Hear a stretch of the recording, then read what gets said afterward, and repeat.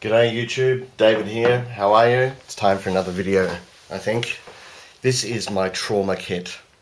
So we'll go through the trauma kit, but something that I also use keep with the trauma kit is my Black Hawk Hornet, which is a great knife. I think I love it even more than my Point Man.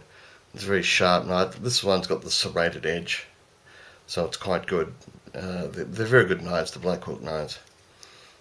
I also keep, not so much in my trauma kit, though I do try to put it in there as often as I possibly can, is the Black Hawk Hawk Hook. Try saying that after a few drinks. The Black Hawk Hawk. Anyway, so you can see, very useful survival tool, belt cutter, pant cutter, flathead screwdriver, glass breaker, more importantly the bottle opener, right? And of course the wire stripper there, very useful to have. Alright, let's look at the actual bag itself. And the problem is with these things, it takes you so long to get them together that you don't want to, it takes you forever to pack them back in. But anyway, we can only do what we can do. Alright, the first item is just simply some wraps and some adhesive pads.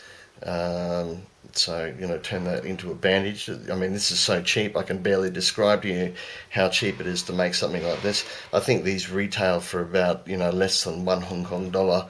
So divide that by 7 and that's how much it costs. So these are quite good, for emergency situations where you've got to ease the blood flow of your patient or yourself. So that's important for that. Now this is really badly organised. This is once again, it's sort of like a wrap bandage, but it's quite hard. I don't know what the actual term for it is, but it's really good stuff. Really good for sprains and stuff like that. I keep a little bit of that in there as well.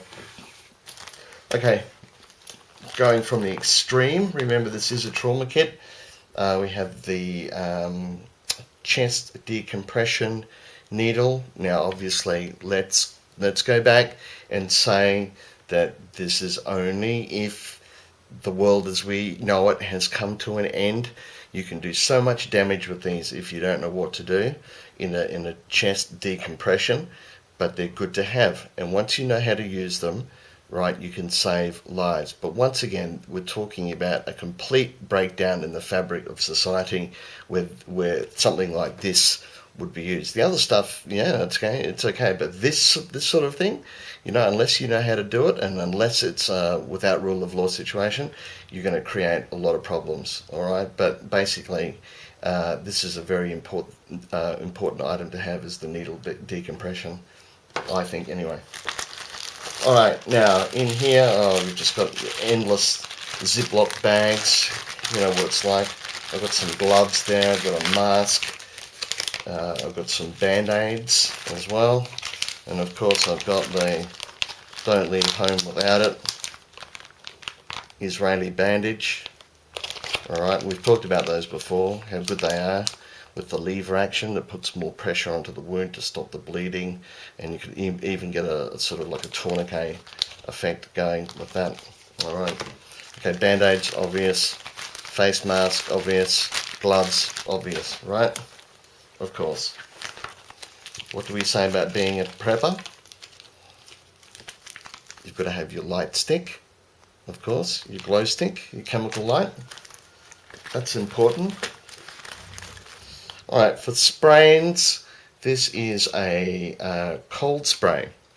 And it's very good to use if someone's sprained their ankle or something like that, and you need to reduce the swelling. You just spray this on, and of course it has a cooling effect which reduces the inflammation, that sort of thing. I think ice would be better, but remember, we might not be in a situation where we can get ice, so it's something that I keep in there as well.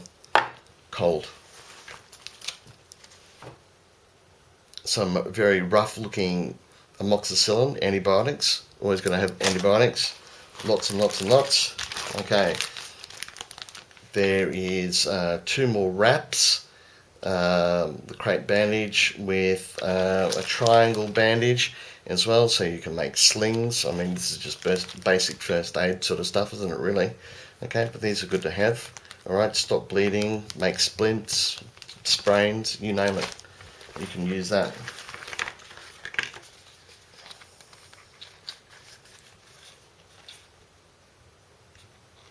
Okay, now you might remember from some of my previous videos about the importance of having some sort of local anesthetic. This is a topical local anesthetic. It's just lignocaine, basically, which is a local anesthetic if you're doing suturing or something like that on an area, or you need to numb the area before you clean it. Okay, this is very useful stuff to have. Sterile water for flushing out eyes, if need be, or wound irrigation.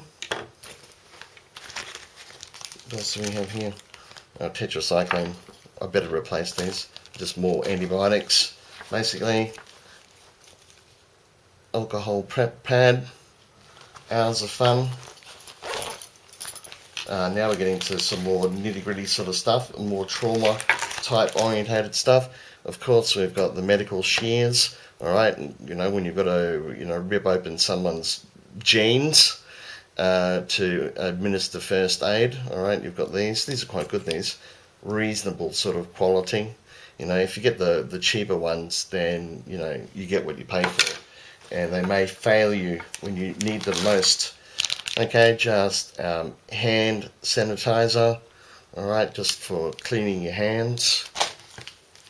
So this is all pretty scruffed up. It's been sitting there sort of gathering dust for quite some time. There's just an iPad, nothing to do with iPod or anything like that. And I've got lots and lots and lots and lots and lots and lots of alcohol swabs, all right, for cleaning wounds, doing all sorts of stuff like that. All right, the alcohol swabs, very useful. Clean your hands, clean the wound. Prep injection site. Now this is something that might be a little bit controversial. This is called Starcourt A. It is a cortisone based drug, and it's an ampule. Let's see if I can get it open.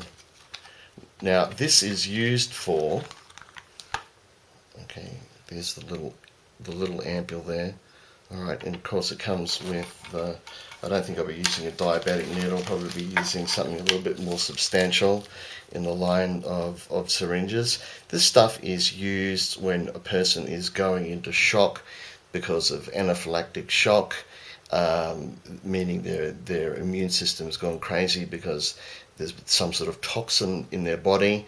It's also very good for reducing swelling in airways if people are suffering from smoke inhalation or fire damage in their lungs. This will stop the airway from swelling shut, and it's also very good for allergic reactions as well.